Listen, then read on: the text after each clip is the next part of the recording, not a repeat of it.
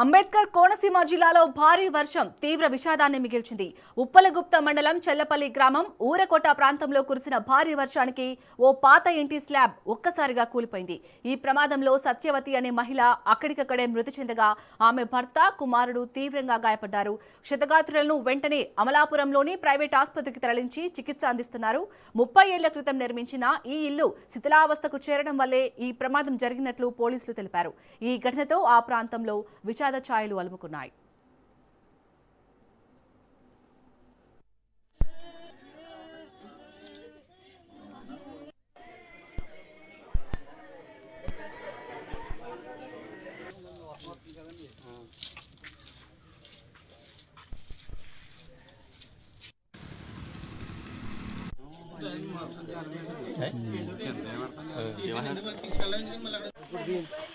లాగానే పడిపోతుంది కరెక్ట్గా పిచ్చులు పడాలి పిచ్చులు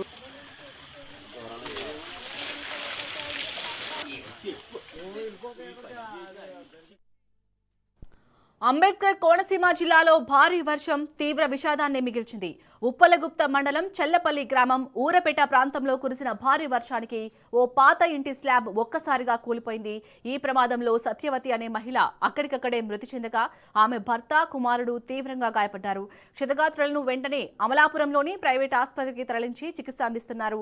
30 ఏళ్ల క్రితం నిర్మించిన ఈ ఇల్లు శిథిలావస్థకు చేరడం వల్లే ఈ ప్రమాదం జరిగినట్లు పోలీసులు తెలిపారు. ఈ ఘటనతో ఆ ప్రాంతంలో విషాద ఛాయలు అలుముకున్నాయి.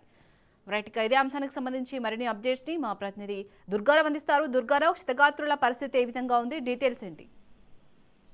రైట్, చాలని అంబేద్కర్ కోనసీమ జిల్లా ఉప్పలగుప్త మండలం చల్లపల్లి గ్రామం ఊరపేట ప్రాంతంలో ఈ రోజు తెల్లవారుజామున కురిసిన భారీ వర్షానికి విషాదాన్ని మిగిలిందని చెప్పవచ్చు.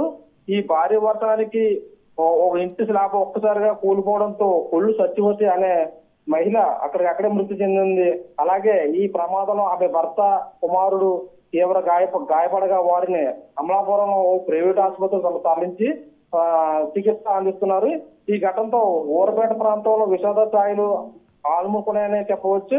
ఈ ఘటనపై సమాచారం అందుకున్న పోలీసులు మరియు రెవెన్యూ శాఖ అధికారులు ఘటనా స్థలాన్ని చేరుకుని పరిశీలించారు. ఈ ఘటనపై ఉప్పలగుప్తం సబ్ ఇన్స్పెక్టర్ జానీపాస మాట్లాడుతూ సుమారు 30 సంవత్సరాల క్రితం ఒక ప్రైవేట్ సంస్థ నిర్మించిన ఇల్లు పూర్తిగా శిథిలావస్థకు చేరుకుందని తెలిపారు. అలాగే ఈ ఇంటి నిర్మాణం బలహీనపడంతో తెల్లవారుజామున కురిసిన భారీ వర్షానికి స్లాబ్ ఒక్కసారిగా కూలిపోయి కొల్లు సత్యవతి మహిళ మృతి చెందినట్లు వివరించారు. ఈ ఘటనపై స్థానిక తహసీల్దార్ అశోక్ తో పాటు అధికారులు విచారణ చేపట్టి ప్రమాదానికి గల కారణంపై కేసు నమోదు చేసి దర్యాప్తు కొనసాగిస్తున్నారు. Right, thank you Durgarao.